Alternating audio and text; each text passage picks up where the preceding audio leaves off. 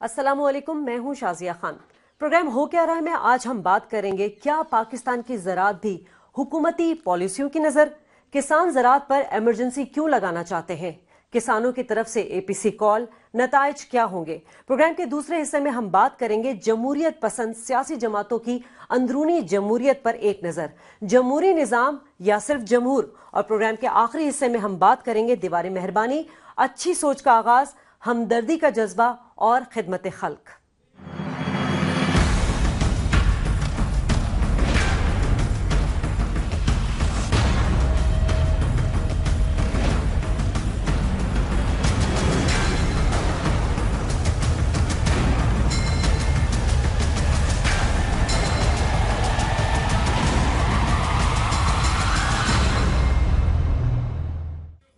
Programme हो क्या रहा है का बाकायदा आगाज करूंगी अपने मोजिज पैनल के तारुफ से। मेरे साथ मौजूद हैं डॉक्टर फरूक सलीम और अयाज अमीर साहब। आप दोनों को अस्सलाम वालेकुम। नाज़रीन, पाकिस्तान बुनियादी तौर पर एक ज़रई मुल्क है और जिसकी 60% आबादी ज़राअत से वाबस्ता है। इस तरह मुल्की ज़र मुबादला में ज़राअत का जो हिस्सा है वो 22% है।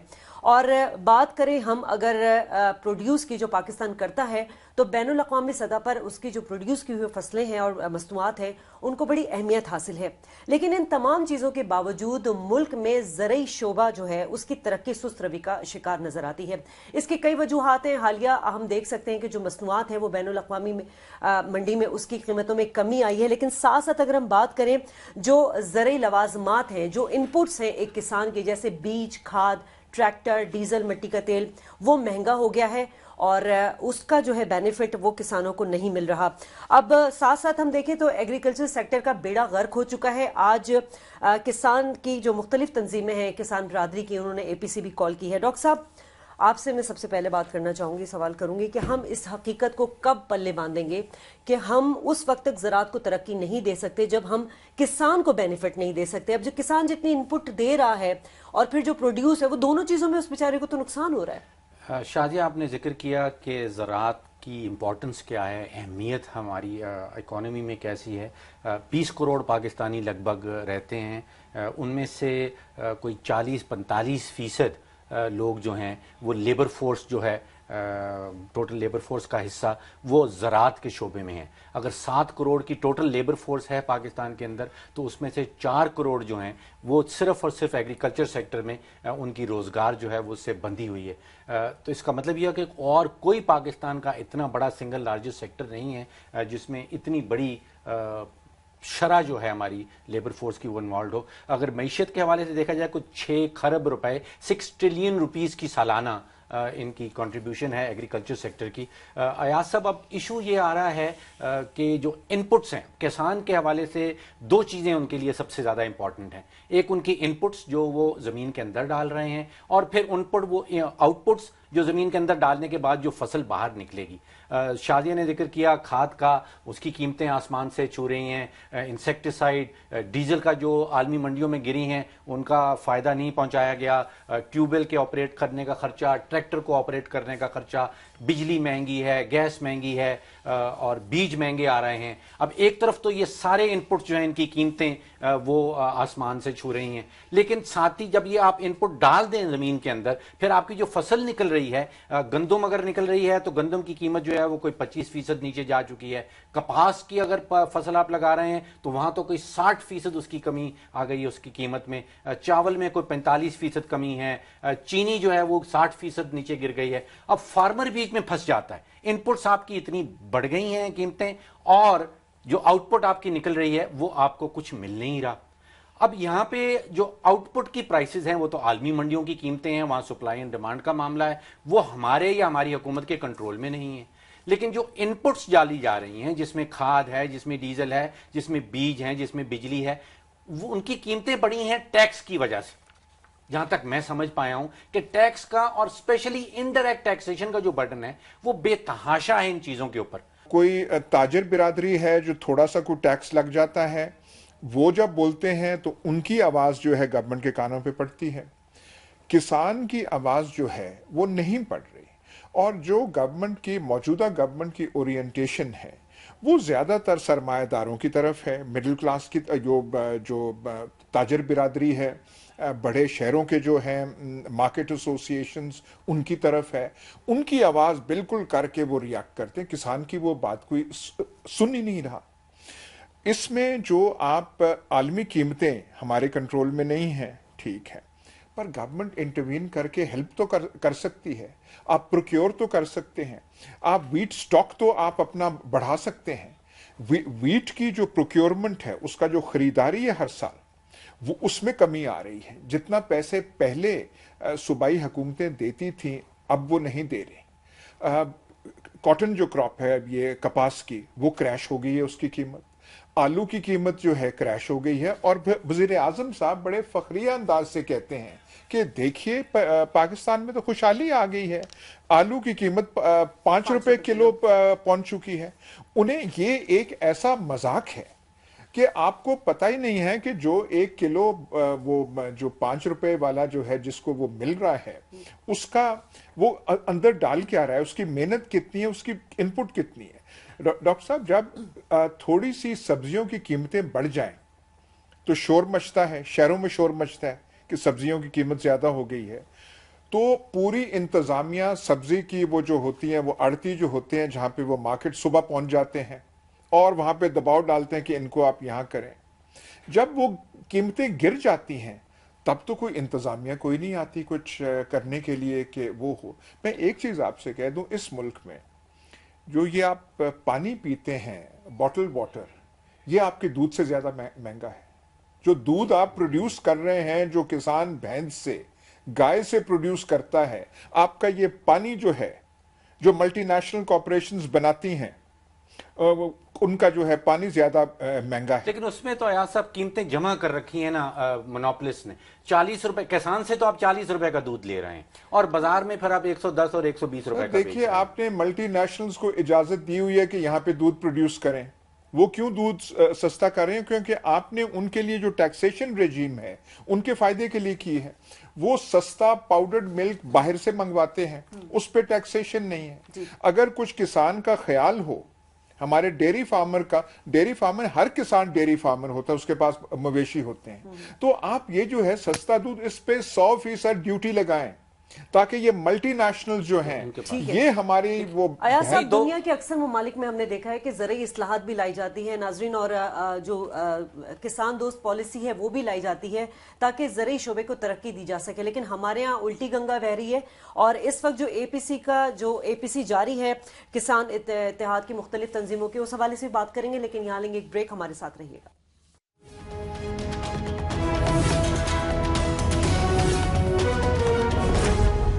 शरीफ ने मुल्क भर के काश्तकारों के लिए 340 अरब रुपए का ऐलान किया था, लेकिन वो उनमें से वो मुराद वो थी जो वजीर खजाना इसाक डार अपनी बजट तकरीर में कर चुके थे। इस वक्त हमारे साथ मौजूद है चौधरी जावेद अहमद, आप मेंबर किसान इत्तेहाद एसोसिएशन से आपका ताल्लुक है। चौधरी जावेद साहब, बहुत शुक्रिया आपने वक्त दिया। ये फरमाइएगा कि जो आप लोग के मुतालबात हैं वो क्या हैं और क्यों आप लोग एग्रीकल्चर इमरजेंसी लगाना चाह रहे हैं? जी, मैं सबसे पहले तो आपका शुक्रिया अदा करता हूँ कि आपके चैनल के हवाले से कि उन्होंने इस चीज को अहमियत दी और इस चीज से हमारा दुख को महसूस किया। बात यह है कि पाकिस्तान कहने को एक ज़रूरी मुल्क है, लेकिन जहाँ पे जितनी पॉलिसीज चलती आ रही हैं वो सारी की सारी किसान के और ज़राअत के खिलाफ हैं। आखिरकार मुआशी तौर पे हमारी तबाही को होते देखकर हर सारे किसान इकट्ठे हुए हैं और हमारा मुतालबा अब ये है कि अगर पाकिस्तान को बचाना है तो ज़राअत को बचाना पड़ेगा और ज़राअत को बचाने के लिए फौरी तौर पर ज़रूरी इमरजेंसी लगाई जाए, जिसके तहत मुख्तलिफ अक़दामत फौरी तौर पर करने की जरूरत है, जिसमें नजायज टैक्स खत्म करने की है, इनपुट कॉस्ट कम करने की है और उसके साथ साथ उसकी पैदावार बढ़ाने और अपनी इंडस्ट्री को स्टेबल करने के लिए और एम्प्लॉयमेंट पैदा करने के लिए भी ज़राअत को फोकस करना पड़ेगा। तो इस हवाले से हमारे मुतालबत है। आज भी हमारी एपीसी हो रही है, हमने तमाम सियासी पार्टियों को जमा करके एक कौमी एजेंडे पे इकट्ठा करने की कोशिश की है। चौधरी साहब, ये फरमाइए कि आपने टैक्सेस कम करने का जिक्र किया, इनकम टैक्स तो आप लोगों के ऊपर लगता ही नहीं है।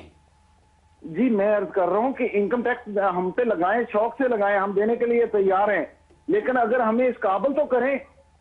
लेकिन अगर हमारी कॉस्ट ऑफ प्रोडक्शन ही पूरी ना हो और हम पे इनकम टैक्स भी कह दिया जाए और हमसे वो जबरदस्ती लिया भी जाए। अच्छा। आम दुकानदार का एक खोखे वाले का टैक्स लेने के लिए तो उसको कहा जाता है कि अपनी रिटर्न जमा कराए, और हमें टैक्स के नोटिस भेज दिए जाते हैं। चौधरी साहब, अपने 3 बड़े मुतालबात 1 2 3 करके बता दीजिए, सबसे अहम मुतालबात जो हैं आपके। हमारा सबसे बड़ा मुतालबा यह है कि इमरजेंसी फौरी तौर पर मुल्क में नाफिज की जाए, और उसके तहत सबसे बड़ा मुतालबा यह है कि जो नाजायज टैक्सेशन हो रही है जीएसटी की शक्ल में और ज़राई मुदाखल पे, उनको फौरी तौर पे खत्म करके कॉस्ट ऑफ प्रोडक्शन को कम किया और नया एग्रीकल्चर मार्केटिंग सिस्टम लाया जाए जिसमें पैदा करने वाला और इस्तेमाल करने वाले के हकूक का तहफ़्फ़ुज़ हो, मिडिल मैन के हकूक का तहफ़्फ़ुज़ नहीं। और इसके साथ साथ जो पानी का इशू है वो हल किया जाए। और सबसे बड़ा कि इंडिया के साथ जो एग्री ट्रेड हो रही है, हम उसकी शदीद मजम्मत भी करते हैं और उसकी वजह से हमारा किसान तबाह हो रहा है और ज़राअत तबाह हो रही है, उसको फौरी तौर पे बंद किया जाए। इसके पीछे जरा वजूहात बता दीजिए, ये इंडिया से ट्रेड क्यों नहीं करना चाहते? नहीं, हम ट्रेड के खिलाफ नहीं है, हम ज़रूरी ट्रेड के खिलाफ हैं। हम चाहते हैं कि हमारे जिम्मेदार को भी वही सहूलतें दें जो इंडिया के काश्तकार को हासिल है। अगर हमारे काश्तकार को वही सहूलतें यहाँ पे मिलेंगी तो हम इंडिया के काश्तकार का मुकाबला कर सकेंगे। वहां पे गवर्नमेंट सब्सिडी भी देती है, वहां पे उनको जो कॉस्ट ऑफ प्रोडक्शन है वो भी बहुत कम होती है और उसके साथ साथ हमारे से मुकाबला कराया जाता है। जबकि हमारे यहाँ अगर यूरिया की कीमत 2000 से ज्यादा है और वहां पे 450 रुपए में है, तो हम कैसे मुकाबला कर सकते हैं उनका? नहीं, ये आप एक्चुअल हमारा प्रोटेक्शन करना है। चौधरी साहब, ये एक्चुअल फिगर्स बता रहे हैं आप, ये एक्चुअल फिगर्स आप खाद के हवाले से बता रहे हैं कि इंडिया में 2000 और यहाँ पे 4.5? नहीं जी नहीं, मैं यूरिया की कीमत बता रहा हूँ कि इंडिया में 450 रुपए है और पाकिस्तान में 2000 रुपए से ऊपर है यूरिया की। पाकिस्तान में जो डीएपी है वो 4000 रुपए के करीब है, इंडिया में वो 1150 रुपए में है और उसके अलावा बिजली उनको मुफ्त है। आप चाह रहे हैं कि बिजली में कुछ सब्सिडी दी जाए? आपको ऑलरेडी सब्सिडी हुकूमत हम ये चाह रहे हैं कि इंडिया के साथ अगर ट्रेड करना है तो हमें वही सहूलतें दी जाए जो इंडिया के काश्तकार को हासिल है। लेवल प्लेइंग फील्ड अगर हमें मुहैया कर दिया जाए तो हम इंडिया के काश्तकार का मुकाबला बड़े अच्छे तरीके से कर सकते हैं। लेकिन अगर हमारी गवर्नमेंट की पॉलिसी की वजह से हमें उस काबिल भी ना किया जाए, हमारे पे नाजायज टैक्सेशन भी की जाए, हमारी ज़राअत को नुकसान भी पहुंचाया जाए और फिर कहा जाए कि जी ये आप इंडिया से तो हम चीजें मंगवा लें और हमारी ज़राअत यहाँ पे तबाह होती हो जाए, जिसकी एक मैं वाज़ेह मिसाल बताना चाह रहा हूँ कि हमारे यहाँ टनल टेक्नोलॉजी पिछले सालों में राइज हुई, उसमें लोगों ने बड़ा हैवीली इन्वेस्ट किया, लेकिन इंडिया की तरफ से सब्जियां मंगवाने की वजह से हमारी वो जो गवर्नमेंट की सब्सिडी दी हुई थी वो भी जाया गई अरबों रुपया और हमारे काश्तकार अब उससे बाहर आ गए, वो बंद कर बैठे क्योंकि वो अनइकोनॉमिकल हो गया। चौधरी साहब, 60% MNAs जो हैं वो तो दही इलाकों से आते हैं, तो आपकी बात सुनी नहीं जा रही क्या? नहीं, यहाँ पे जो हमारा गवर्नमेंट का स्ट्रक्चर है, जो पॉलिटिकल कल्चर है, उसके हवाले से वो काश्तकारों की नुमाइंदगी नहीं करते, वो जिम्मेदार का वोट किसान का ले लेते हैं। लेकिन हमारी हुकूमतों पे ऊपर जो कंट्रोल करने वाले हैं वो ट्रेडर और इंडस्ट्रियलिस्ट हैं, सरमायादार हैं। हमें उस सरमायादाराना निजाम में अपने हकूक के लिए आवाज बुलंद करने के लिए हम इकट्ठा हुए हैं, उनसे हुकूक लेने के लिए। बहुत बहुत शुक्रिया चौधरी जावेद अहमद, आप हमारे साथ मौजूद थे। डॉक्टर साहब, जो मुतालबात उनके लग रहे हैं, आपको लग रहा है कि वो जायज हैं और हुकूमत को कंसिडर करने चाहिए? मेन एलिमेंट उनका टैक्स का या सबसे उन्होंने जिक्र किया कि टैक्स का बर्डन जो है और स्पेशली इनडायरेक्ट टैक्सेशन का जो बर्डन है वो उनके इनपुट्स के ऊपर बहुत आ रहा है और इंडिया के हवाले से उनका आर्ग्यूमेंट बड़ा वैलिड है।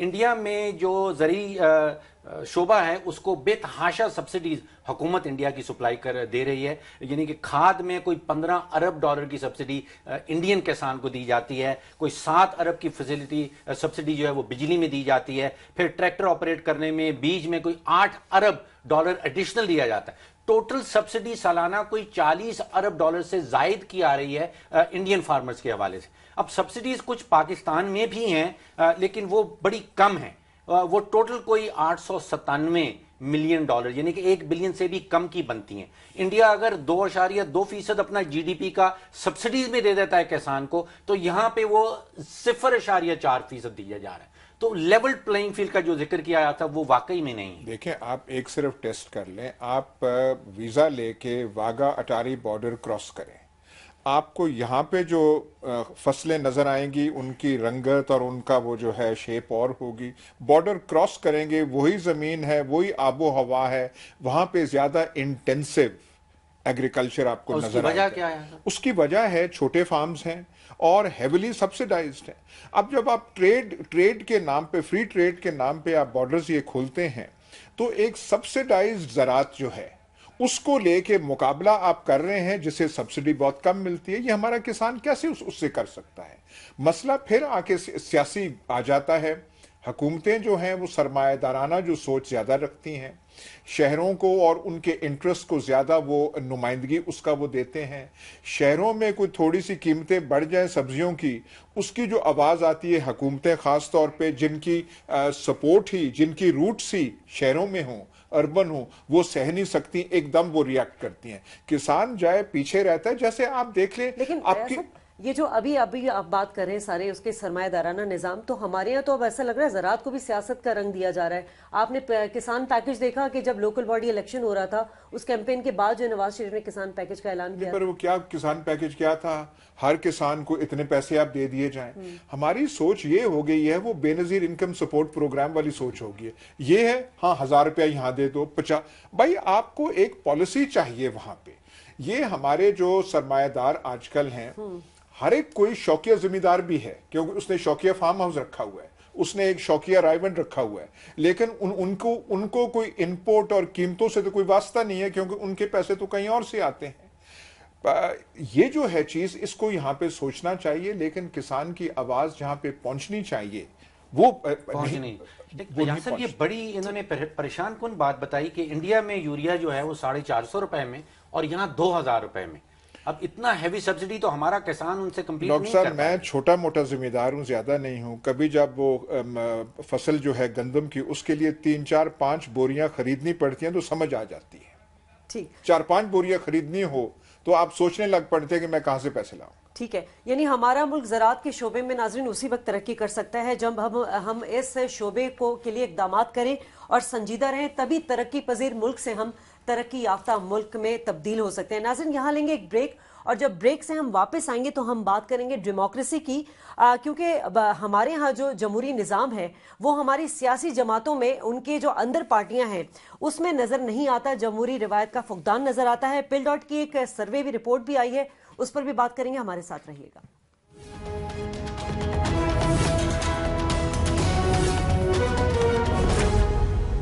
वेलकम बैक नाज़रीन। Democracy is the government of the people, by the people, for the people. ये तो हम हमेशा से सुनते चले आ रहे हैं, लेकिन पाकिस्तान में जमहूरियत का राग अलापने वाली सियासी पार्टियां जो हैं, उनके अपने अंदर जो है वो जमहूरी रिवायत का फुकदान नजर आ रहा है। नाज़रीन, पिल डॉट ने एक सर्वे रिपोर्ट शाया की है और इसी पर बात करने के लिए हमारे साथ मौजूद है इस वक्त अहमद बिलाल महबूब। बहुत शुक्रिया आपका।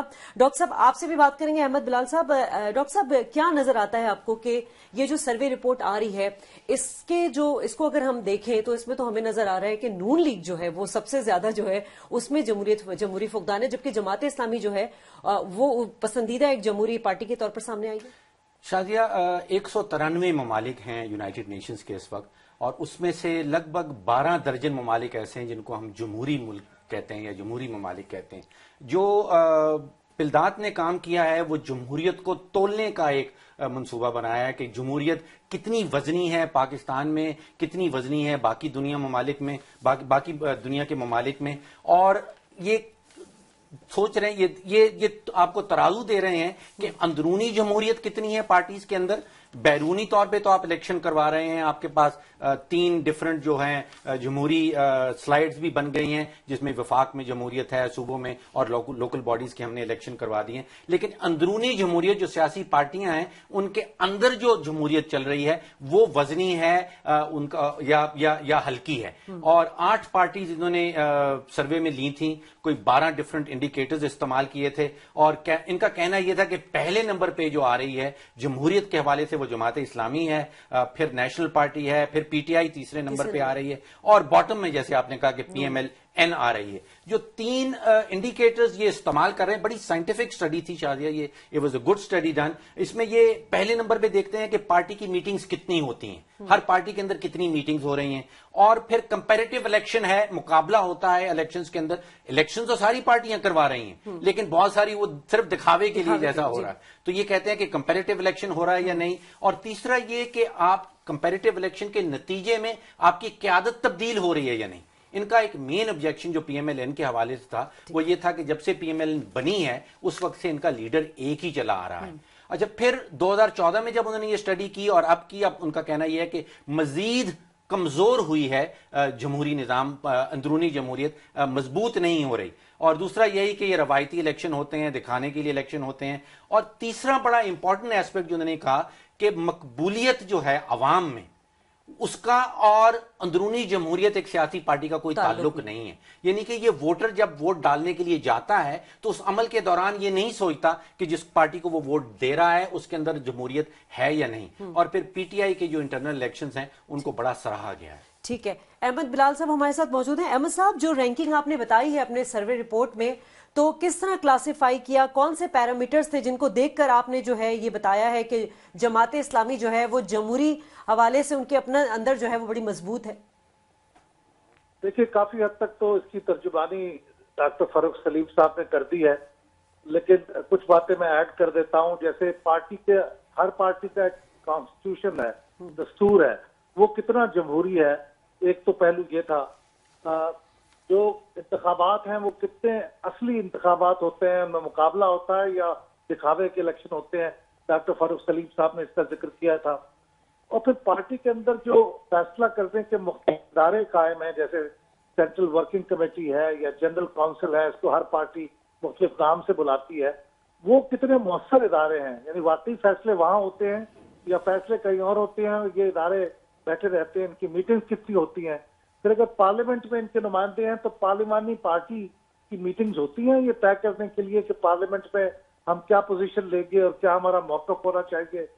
फिर ये कि ये पिछले साल हमने कहा था कि 3 बड़े फैसले जो किसी पार्टी ने किए हैं वो बताएं और ये बताएं कि वो कैसे हुए थे, उनका हमने जायजा लिया था। फिर हमने पार्टी के फाइनेंसिस का जायजा लिया था कि पार्टी के पैसे कहाँ से आते हैं, वो कितना वसील बुनियाद है। अगर तो चंद लोग पार्टी को पैसे देते हैं और चलाते हैं तो फिर जाहिर है पार्टी पर कब्जा भी उठता हो। और अगर एक वसी बुनियाद है, लोगों से छोटे छोटे चंदे लेके पार्टी चलाई जा रही है, तो फिर जाहिर है उसकी बुनियाद वसी होगी और उसके जमहूरी होने का इम्कान ज्यादा होगा। अच्छा अहमद बिलाल साहब, मोटे मोटे पैरामीटर्स हैं। बिलाल साहब ये फरमाइए कि अंदरूनी जमहूरियत किसी सियासी पार्टी की बढ़ जाए या कम हो जाए, उससे मुझे क्या फायदा होगा, पाकिस्तानी अवाम को क्या फायदा है? देखिए, पाकिस्तानी अवाम को या मुझे और आपको फायदा उतना ही होगा जितना हमारे मुल्क की जमहूरियत के होने या ना होने से होगा। देखिए, मुल्क में अगर जमहूरियत है और पार्टियों में जमहूरियत नहीं है तो फिर वो नामुकम्मल जमहूरियत है। इसका मतलब है कि पार्टियों के ऊपर जो चंद लोग मौजूद हैं वही फिर आपकी पूरी डेमोक्रेसी को और पार्लियामेंट को डिक्टेट करेंगे। और अगर पार्टियों में जमहूरियत है तो फिर जमहूरियत का ये पूरी तस्वीर तब मुकम्मल होती है। तो अगर मुल्क में जमहूरियत है, पार्टियों में जमहूरियत है, तो इसका मतलब है लोगों की शमूलियत होगी, उसमें लोग अपनी बात का इजहार कर सकेंगे, पार्टियों के दरवाजे खुलेंगे, पार्टी के अंदर फैसले जो होंगे तो चंद लोगों की महदूद सोच की बुनियाद पर नहीं होंगे, बल्कि एक ओपन डिस्कोर्स होगा। लेकिन बिलाल साहब, वोटर को, पाकिस्तानी वोटर को तो कोई इतराज नहीं है, वो तो जमहूरियत हो या ना हो, अंदरूनी जमहूरियत पार्टी के अंदर उनको वोट देने के लिए तैयार है। जबरदस्त तो यही सूरत हाल है।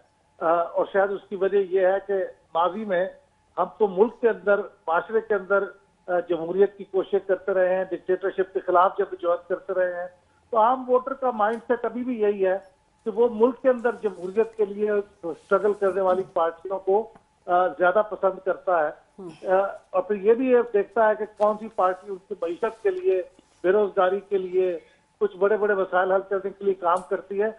लेकिन अब मेरे ख्याल वक्त आ गया है कि वोटर ये भी देखा करेगा कि अब मुल्क में जमहूरियत आ गई है और गवर्नेंस का भी कुछ निजाम जो है उसको देखेगा और पार्टी के अंदर जमहूरियत को देखेगा। तो मेरे ख्याल में अब मीडिया को भी चाहिए और आप जैसे इंटेलेक्चुअल्स को भी चाहिए कि अब ये पब्लिक के अंदर इस शऊर को आम करें कि पार्टी के अंदर भी जमहूरियत होनी चाहिए। ठीक है अहमद बिलाल साहब, बहुत शुक्रिया। अयाज साहब, जिस तरह इन्होंने बात की कॉन्स्टिट्यूशन की जो पार्टी के अंदर है, आप क्या समझते हैं कि इसकी कितनी अहमियत है और जो क़यादत की जो इंतखाब होता है वो किन प्रोसेस से गुजरता है? बिल्कुल ये बेमानी चीजें हैं, इसका कोई प्रैक्टिकल पॉलिटिक्स से, कोई पाकिस्तानी पॉलिटिक्स से कोई रेलेवेंस नहीं है। यहाँ पे जो पार्टीज हैं बड़ी, जो हैं, जो भी रही हैं, पता नहीं कब से, मुस्लिम लीग से लेके पीपल्स पार्टी से लेके वो शख्सियत परस्ती के इर्द गिर्द घूमती हैं। एक आदमी का एक वो शख्सियत का वो कैरिज्मा होता है, उसकी अट्रैक्शन होती है और उसे वो लोग देते हैं। वो किसी चीज़ की तर्जुमानी करता है, कोई भुट्टो करता है, कोई कायदे आज़म मोहम्मद अली जिन्ना करता है, नवाज शरीफ करता है और लोग उस पे जाते हैं। और इनको आप शख्सियत वाले एलिमेंट को निकाल दें, वो पार्टी रहेंगी नहीं। आप भुट्टो को पीपल्स पार्टी से निकाल लें तो पीपल्स पार्टी नहीं रहेगी। आज आप नवाज शरीफ को कहीं फिर से जद्दा या सरूर पैलेस आप भेज दें और यकीन दिलाएं लोगों को कि अब की बार वो वापस नहीं आएंगे, तो मुस्लिम लीग नून जो है ऐसी तहलील होगी जैसे कि वो बाकी जो है। और जहां पे फैसलों का ताल्लुक है वो करेंगे, वो डिबेट क्या करेंगे। मेंबर्स होते हैं जो मुतवक्को मेंबर्स, वो तो मरहून मिन्नत होते हैं, लीडरों के ड्राइंग रूम्स के बाहर खड़े रहते हैं टिकट के हसूल के लिए कि हमें वो मिल जाए। अपने इलाकों में डॉक्टर साहब बड़े भारी भरकम वो लीडर होते हैं, उनका वो जाहो जलाल आपको वो देखने के काबिल है कि किस तरीके से वो शलवार कमीज वो जो कलफ पहनी होती है उसकी आवाज़ पता नहीं कहाँ तक जाती है, और उनकी बड़ी बड़ी गाड़ियाँ। लेकिन जब वो रायविंड जाते हैं या बिलावल हाउस जाते हैं या वहाँ पे, तो फिर उनकी हालत देखनी चाहिए कि ये वही थे जो जिनकी कलफ की आवाज़ हम सुनते थे। अच्छा अयाज साहब, कुछ हकायक दुनिया भर से, जिन ममालिक में अंदरूनी जमहूरियत नहीं है उनकी सियासी पार्टियों के अंदर, मैंने कहा कोई 12 दर्जन ममालिक इस वक्त ऐसे हैं जिनको हम जमहूरी ममालिक कहते हैं, उनमें से अगर आप वो ममालिक चुन लें जिनकी सियासी पार्टियों के अंदर जमहूरियत नहीं है, तो उनमें एक दो चार कॉमनैलिटी सब नजर आती हैं। एक तो उन सब ममालिक में गुर्बत की शरह जो है वो बड़ी हाई है बाकी दूसरे ममालिक के मुकाबले में। तालीम और सेहत का जो बजट है, हर उस मुल्क में जहां पे अंदरूनी जमहूरियत नहीं है सियासी पार्टी के अंदर, वहां पे तालीम और सेहत का बजट बहुत ही लो गिना है। और तीन चीजें मजीद, पानी, बिजली और इंसाफ का मुहैया करना, ये तीनों चीजें एब्सेंट हैं। इनका जमीनी हकायक अब दुनिया में ममालिक, बांग्लादेश में, श्रीलंका में, फिलीपींस में, इंडोनेशिया में, ये वो बड़े बड़े ममालिक हैं जहां पे जिनकी सियासी पार्टियों के अंदर जमहूरियत नहीं है। और अंदर जमहूरियत ना होने की वजह से हकायक ये सामने नजर आते हैं कि गुर्बत की शरह बड़ी हाई है, बिजली नहीं मिलती, पानी नहीं मिलता, गैस बड़ी महंगी है और इंसाफ फराहम नहीं हो रहा। सर देखिए, हमारे जो माशरे बैकवर्ड हैं उसी किस्म की हमारी सियासत है। इस बैकवर्डनेस के हवाले से और इस जो हमारी सियासत का तर्ज है और जिस लेवल पे है, उस पे ऐसे ही पार्टीज हो सकती हैं जैसे कि अब है। अब इसका इर्तका होगा, आगे चलेंगे, कुछ होगा, शायद वो हो, जनरेशन चेंज हो। आप देख लें हिंदुस्तान में हमसे ज्यादा कितनी जमहूरियत रही है, वहां तो कोई मार्शल लॉ वगैरह नहीं लगे सिवाय उस इमरजेंसी के। लेकिन आप वो गांधी फैमिली को निकाल दें तो कांग्रेस पार्टी नहीं रहेगी। बार बार जो है वही कांग्रेस पार्टी, सियासी जमातों में जो है वो शख्सियात की इजारादारी है, शख्सियात की लेकिन एक चीज है, बीजेपी जो है वो शख्सियत से निकली, अब नरेंद्र मोदी है, लेकिन उसमें कलेक्टिव कोई कलेगियल लीडरशिप का कुछ जो है नोशन। देखिए अहमद बिलाल साहब ने कहा कि नामुकम्मल जमहूरियत, सर नामुकम्मल हमारा माशरा हमारे नामुकम्मल है। चलिए, जमहूरियत में इस्तेकाम तो उसी वक्त आएगा ना जब पार्टियों के अपने अंदर जो है वो जमहूरियत फरोग पाएगा। नाज़रीन, यहाँ लेंगे एक ब्रेक और ब्रेक के बाद जब हम वापस आएंगे तो हम बात करेंगे हमदर्दी के जज्बे की, हम बात करेंगे खिदमत खल्क की, क्योंकि अब कुछ जगहों पे हमने देखा है कि एक ऐसी दीवार कायम कर दी गई है जो कि दीवार मेहरबानी नजर आती है। वो क्या मेहरबानी है, इस ब्रेक के बाद इस पर डिस्कस करेंगे। हमारे साथ रहिएगा।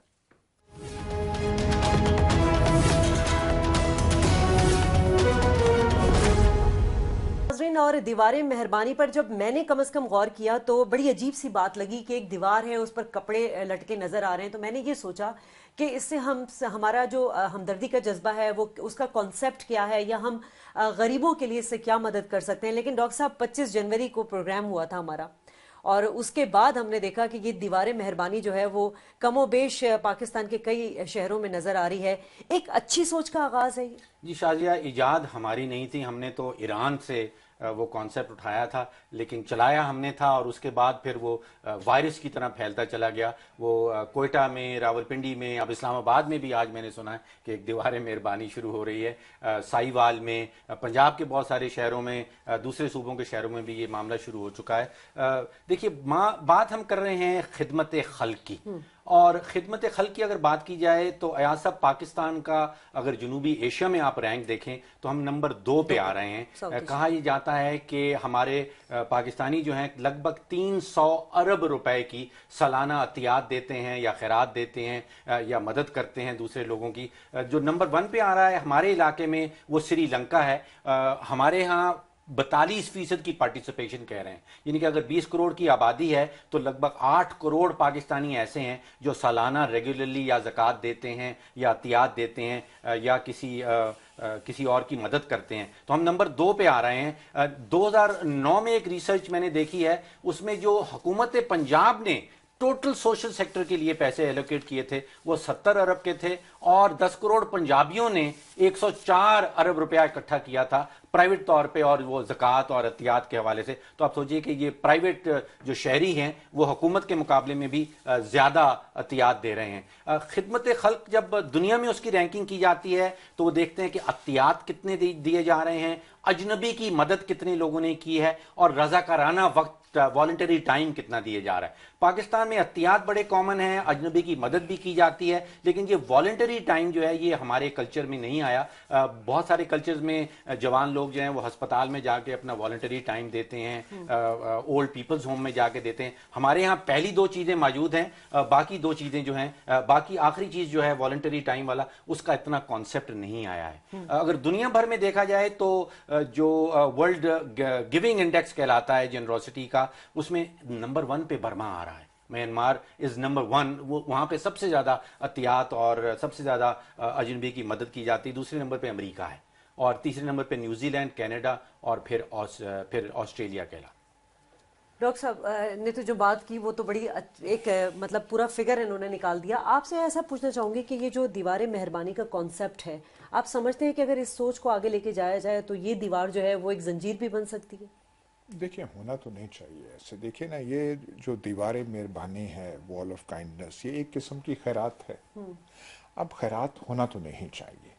जब गुर्बत होती है, फैमिन होती है, आप सूप के किचन या खाना आप वो कर देते हैं। आइडियल सोसाइटी में तो नहीं होना चाहिए जी। यहाँ पे पाकिस्तान में बहुत लोग जो हैं वो लंगर खोल देते हैं, वो कर देते हैं। लेकिन होना तो चाहिए कि माशरे में, समाज में इंसाफ होना चाहिए और इसकी नौबत ही नहीं आनी चाहिए। पर जहाँ पे ऐसे हालात रहेंगे, जहाँ पे गुर्बत इतनी ज़्यादा है, जहाँ ऊंच नीच बहुत ज़्यादा है, जहाँ पे दौलत जो है उसकी डायरेक्शन ऊपर की तरफ है, ऐसे फैलाव उसका नहीं है, तो फिर वहाँ पे आप ये कहते हैं कि हाँ, जो आप खैरात दे सकते हैं वो अच्छी चीज़ है। अब मुझे पता है, ये ज़ाती मेरी नॉलेज में है, मैं गया हूँ मेयो अस्पताल, जो सबसे बड़ा अस्पताल है लाहौर में, उसमें रोज़ाना डॉक्टर साहब कोई आते हैं, 16-1700 पेशेंट्स होते हैं जो कि वार्ड्स में होते हैं। उन तमाम का खाना जो है वो ज़ाती चैरिटी से होता है। लोग अतियात देते हैं तो नाश्ता, दोपहर और रात का खाना बाहर से आता है, हुकूमत की तरफ से, अस्पताल की तरफ से नहीं है। ऐसी बहुत सारी आपको मिसालें मिल जाएंगी, पर ऐसे होना तो नहीं चाहिए। ये जिम्मेदारी तो रियासत की है। होना तो ये चाहिए कि ये दीवारें मेहरबानी ये हमारे रियासत का हिस्सा हो, हमारा उस ढांचे का हिस्सा हो, इतनी जरूरत ना हो। ये तो आप अभी कहीं इस सड़क पे इस्लामाबाद की आप चले जाएं, जो आप गुर्बत की निशानियां आपको इमारत की, अमीरी की निशानियां आपको मिलेंगी गाड़ियों की शक्ल में, घरों की शक्ल में, और गुर्बत की आपको वहीं मिलेंगी। बिल्कुल उनका इम्तिजाज साथ साथ होगा। तो होना तो ये नहीं चाहिए। होना ये चाहिए कि मिडिल क्लास बहुत बड़ी हो, गुर्बत की क्लास जो शरह से नीचे है वो बहुत छोटी हो, और जो अमीर लोग हैं वो भी बहुत छोटे। लेकिन और अमीरों का जो हिस्सा है वो लिया जाए, जो उनको माशरे में देना चाहिए, जो टैक्सेस की सूरत में देना चाहिए, वो होना चाहिए, जो नहीं है। वापस हम इनडायरेक्ट और डायरेक्ट टैक्सेशन में आ गए। आप इनकम जितनी मर्जी कमा लें, आपके ऊपर इनकम टैक्स तो लगता नहीं है, लेकिन इनडायरेक्ट टैक्स जो है वो हर जगह लगाए चले। अच्छा, इससे कोई हुकूमत कोई सबक लेगी? ये जो हमने दीवारें मेहरबानी तो बना दिया, तो हुकूमत का काम हमने और हल्का कर दिया, क्योंकि कितने मुखय्यर हजरात हैं। जिस तरह हम देखते हैं चैरिटी का काम इतना ज्यादा है साउथ एशिया में, इंडिकेट तो ये करता है कि रियासती फेलियर हो रहा है। जहां पे ये दीवार आपको नजर आने लगे तो आप सोचिए कि रियासत अपना रोल नहीं प्ले कर रही, तो फिर सोसाइटी उस वैक्यूम के अंदर स्टेप इन कर रही है, एक गैप छोड़ गया है और उसके अंदर सोसाइटी जा रही है। एक और मैं चीज आपसे कहूँ कि पाकिस्तानी सेठ जो है उसको खैरात अच्छी लगती है कि वो खैरात दे दे, लेकिन उससे कहें कि सही मुनसिफाना लेबर लॉज हों, ताकि आपका जो मजदूर है उसके जायज कानून के मुताबिक हकूक हो, उसकी बात वो नहीं करेगा, वो और हरबे करेगा। लेकिन जहां पे जो हम कहते हैं प्रोग्रेसिव सोसाइटीज हैं, जो सरमायादार सोसाइटीज हैं, वहां जो वर्कर्स को हकूक मिलते हैं उनकी जो होती है, जर्मनी में, इंग्लैंड में, या सब वहां पे भी सरमायाकार ये हकूक नहीं देता, वहां पे रियासत ये गारंटी करती है, ऐसे कवानीन नाफिज करती है। वही मैं कह रहा हूं कि रियासत जब ऐसे करती है, लेकिन हमारे जो पसंदीदा जो शौक है, जो उसका ख्वाहिश है हमारे सरमाएदार या सेठ का या जो बड़ा आदमी है, वो यही है कि अपने हाथ से वो खराद दे दे, ठीक है, लेकिन उस निजाम में वो ना आए। अच्छा, अब हमारे यहाँ कानून साजी सब जगह हुई है, कानून सब एग्जिस्ट करते हैं, तकरीबन वही एग्जिस्ट करते हैं जो कि डेवलप मुल्कों में है या मगरबी ममालिक में है, लेकिन उनकी एनफोर्समेंट नहीं हो पा रही। मैंने देखा तकरीबन हर शोबे में, आप लेबर लॉज में देख लें, उसमें भी कानून एग्जिस्ट करते हैं, आप इंसाफ के हवाले से देख लें, उसमें भी। लेबर इंस्पेक्टर को कुछ करना चाहिए, वो नहीं करता, वो जाता है बस खाना पूरी करके, उसके चाय पानी उसे मिल जाता है, वहीं से सलाम करके वो वापस आ जाता है। जो ओम्बुड्समैन का ऑफिस है आज साहब, जो मुहतसिब हमारे यहाँ कहलाता है, वो पाकिस्तान में इतना एक्सटेंसिव है, कोई 1 दर्जन से ज्यादा मुहतसिब हमने बिठाए हुए हैं, विफाकी लेवल पे भी और सूबाई लेवल पे भी। उनकी कानून साजी ऐसी उम्दा हुई है कि दुनिया के जो डेवलप मुल्क हैं लेकिन एनफोर्समेंट नहीं आ रही। कारकर्दगी उनकी 0/0 है। ये ज़ियाउल हक साहब ने बनाया था ये कानून, जो ओम्बुड्समैन का निज़ाम उनका वो था कि मेरा हुक्म चलेगा, लेकिन वो दिखाने के उन्होंने ओम्बुड्समैन बना दिया जिसके इख्तियारात कुछ भी नहीं। कानून साजी बड़ी जबरदस्त है, ये बड़े इंडिपेंडेंट हैं, इनके जज का रुतबा है, इनको निकाला नहीं जा सकता, इनके हुक्म की इन्फोर्स नहीं कर सकते, इन्फोर्स नहीं कर पा रहे। कानून साजी में इनको इंडिपेंडेंट। वापडा का बिल जो है आप लेके जाए, उसके बारे में ऐसा हुक्म नहीं दे सकते कि वो हुक्म का दर्जा रखे कि जिसको मानना पड़े। वो रेकमेंड करता है कि आपको करना चाहिए, तो आखिर में आके वो किसी से मिन्नत करनी पड़ती है कि मेहरबानी आप कर दीजिए। ओम्बुड्समैन ने फैसला दिया, मेहरबानियों का सिलसिला जो चल रहा है अयाज साहब, वो मेरा ख्याल है जारी और सारी रहेगा, क्योंकि एक अच्छी सोच है, लेकिन बहरहाल जो हुकूमत रियासत का काम है वो भी करते रहना चाहिए। नाज़रीन, करो मेहरबानी तुम अहले ज़मीं पर, खुदा मेहरबा होगा तुम पर अर्शे बरी पर। ये जज्बा बहुत अच्छा और बहुत बेहतरीन है, लेकिन गरीबों का सहारा दर हकीकत रियासत को बनना चाहिए। आप दोनों मेहमानों को और हमारे साथ रोज मौजूद होते हैं, बहुत शुक्रिया। शाज़िया खान को इजाजत दीजिए, अल्लाह ने के पास।